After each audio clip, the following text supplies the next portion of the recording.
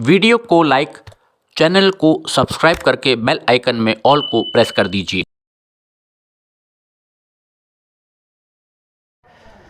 नमस्कार, trains and travel में आपका बहुत बहुत स्वागत है। ये वीडियो भेजा है रितेश शुक्ला और शुभम सिंह ने। बहराइच से लेकर के नानपारा जंक्शन होते हुए नेपालगंज रोड तक एनईआर जोन लखनऊ मंडल में आजकल आमान परिवर्तन का कार्य चल रहा है। जैसा सामने आप दृश्य में देख सकते हैं, गर्डर आपको दिखाई दे रहे होंगे। ये मोहम्मदा नाला कहलाता है।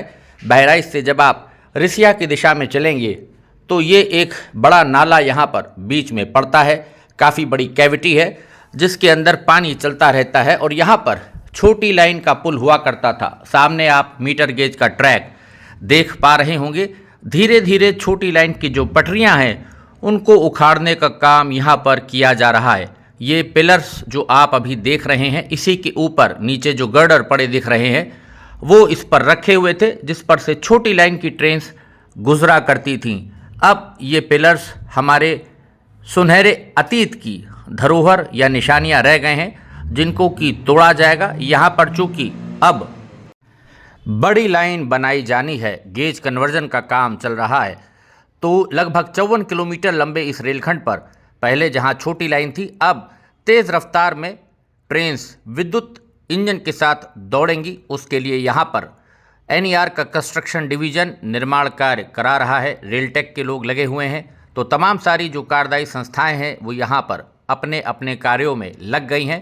जो स्टेशंस इस रूट पर पड़ते हैं, रिसिया है, मटेरा है, नानपारा जंक्शन, सभी जगह यहाँ पर और नेपालगंज रोड पर भी नए भवन बनाए जाएंगे बड़ी लाइन के हिसाब से। ये पिलर्स जो आप देख रहे हैं ऊंचे ऊंचे, यहाँ पर इनको डिसमेंटल किया जाएगा, इनको तोड़ा जाएगा और नए पिलर्स यहाँ पर उठाए जाएंगे ताकि उन पर नए गर्डर्स को रखा जा सके बड़ी लाइन के हिसाब से, और उसके बाद पटरी बिछाने का काम किया जाएगा।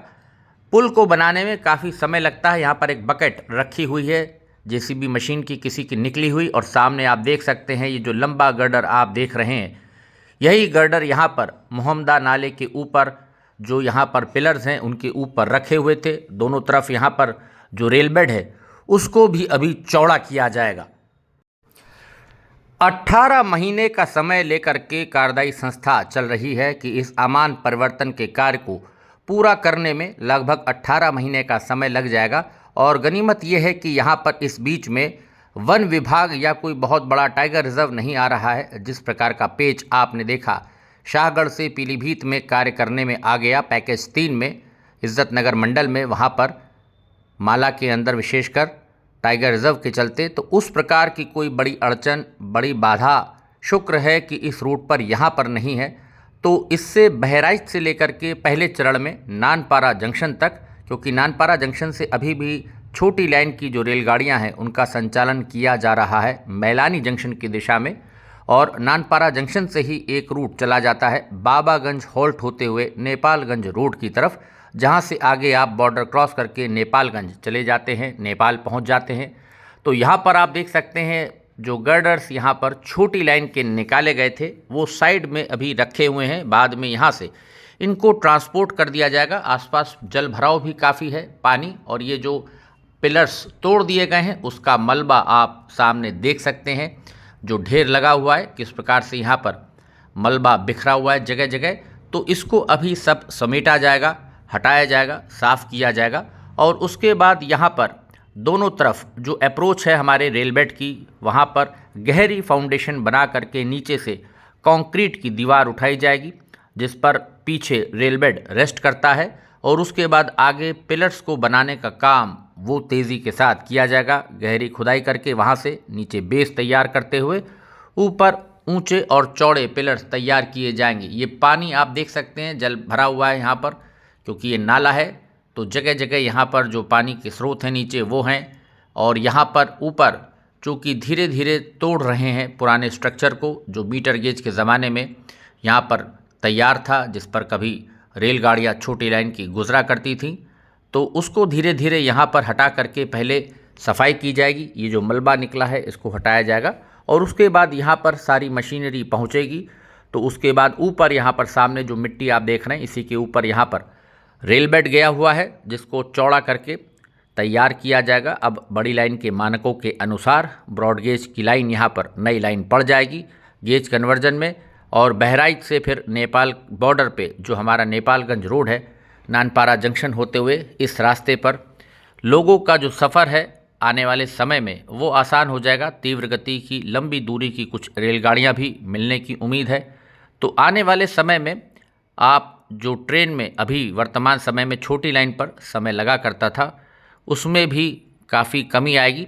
हालांकि कोई विशेष कमी मुझे, अगर हम ऐशबाग सीतापुर रेलखंड की बात करें तो जो पैसेंजर ट्रेन छोटी लाइन में जितना समय लेती थी कमोवेश उतना ही समय बड़ी लाइन की ट्रेन्स का भी अगर आप समय सारणी देखें तो लगभग उतना ही समय आसपास लग रहा है।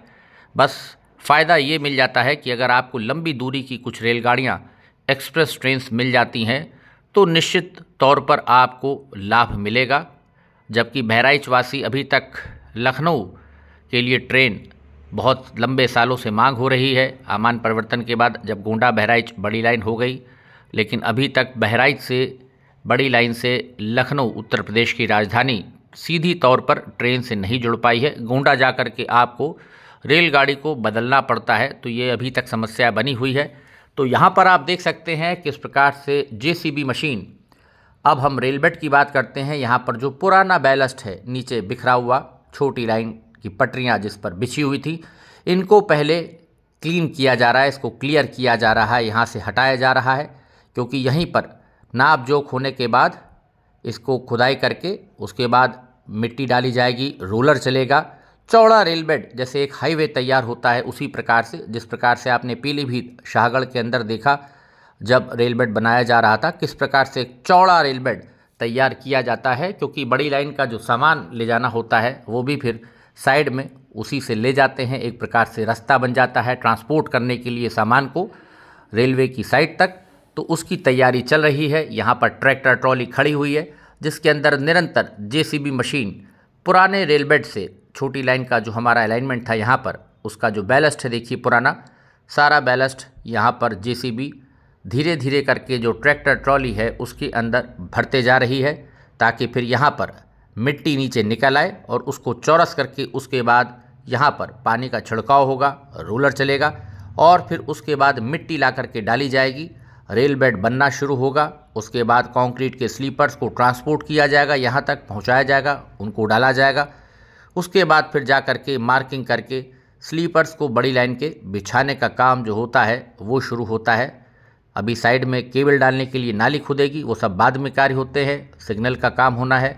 तो 18 महीने का समय आमान परिवर्तन के लिए लेकर के कार्यदायी संस्था फिलहाल चल रही है कि 1.5 साल आप मान के चलिए लग जाएगा। और इधर चूँकि कोई विशेष बाधा नहीं है और बहुत अधिक पुल भी नहीं है, तो उम्मीद करते हैं कि तय समय में ये कार्य पूरा हो जाएगा।